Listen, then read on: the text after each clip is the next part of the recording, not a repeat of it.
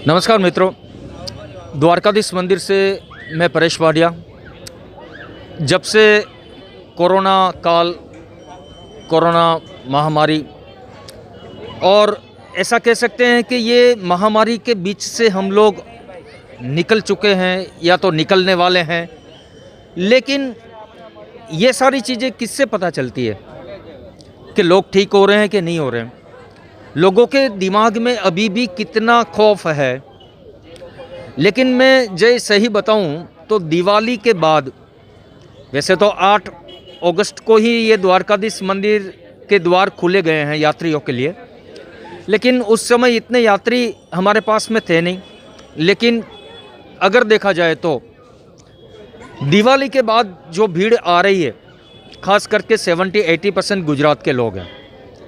जो बाहर के हिंदी भाषी लोग या तो पंजाब, हरियाणा, मध्य प्रदेश, उत्तर प्रदेश, बिहार, राजस्थान के लोग आते हैं, लेकिन बहुत कम।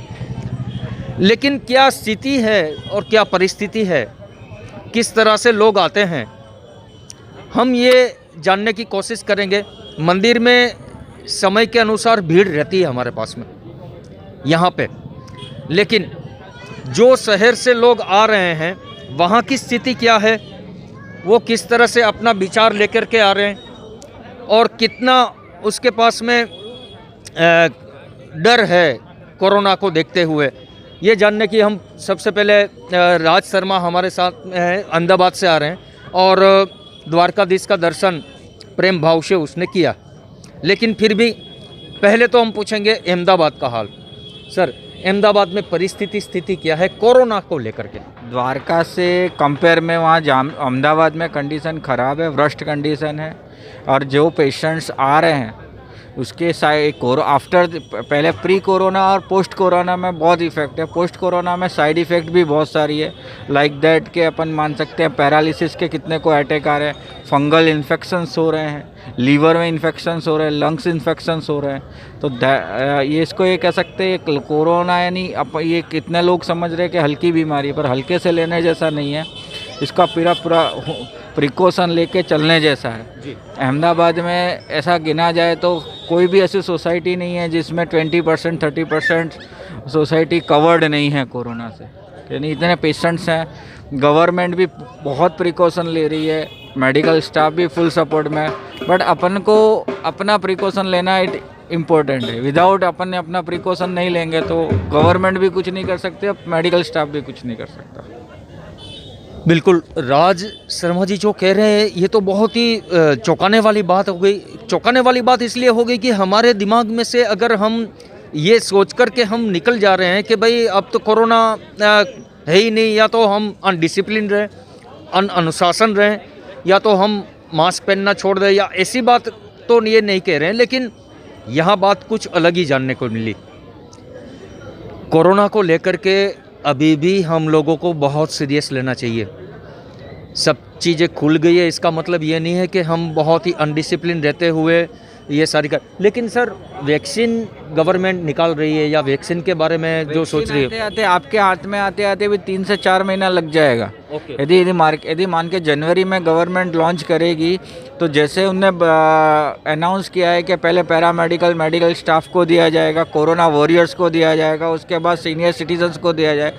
जो एडल्ट पर्सन है, जो सीनियर सिटीजन नहीं है, उनको के हाथ में आते अभी 3 से 4 महीना लग जाएगा।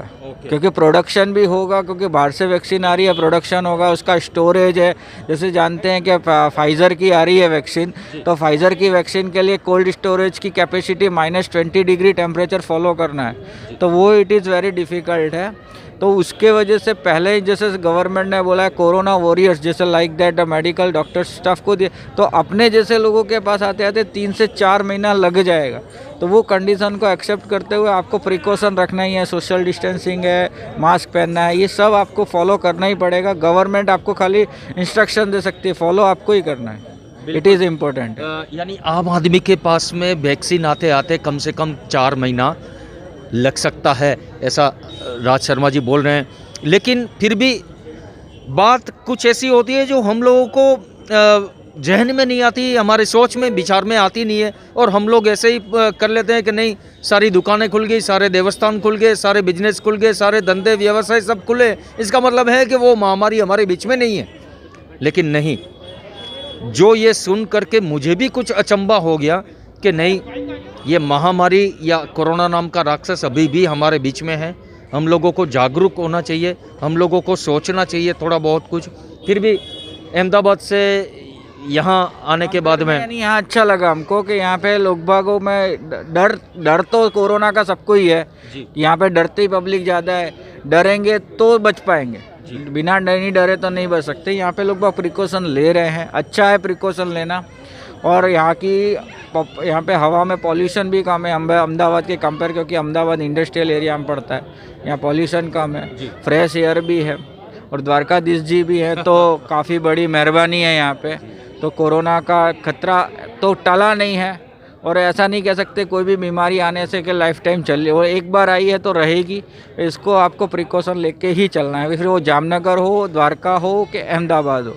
प्रिकॉशन आप लोगे तो आप बच सकते हो, विदाउट प्रिकॉशन फिर ये कोरोना आपके पास आ जाएगा। फिर उसकी साइड आप ये समझ समझिए कि 14 दिन में मैं ठीक हो गया, 14 दिन के बाद ऐसा नहीं है कि नहीं ये दोबारा नहीं आएगा, पर इसकी साइड इफ़ेक्ट इतनी सारी है कि आप 1 महीना और दूसरे बेड पे चले जाओगे। बिल्कुल। तो ये एक हमारे घर का ही एग्जांपल है कि मेरे भाभी की कोई रिलेटिव्स हैं, उनको कोरोना हुआ, कोरोना ठीक हो जाने के बाद 15 दिन बाद कोरोना की वजह से आधी बॉडी में पैरालिसिस हो गया। तो ये एक है कि इसके लिए बेटर है कि प्रिकॉशन लीजिए। सबसे बढ़िया जो गवर्नमेंट बोल रही है वो इंस्ट्रक्शन को फॉलो कीजिए, इट इज़ इम्पोर्टेंट। खूब खूब धन्यवाद राज साहब आपका, और बहुत अच्छी जानकारी दी आपने, और बहुत ही अच्छा बताया सारी चीज़ें।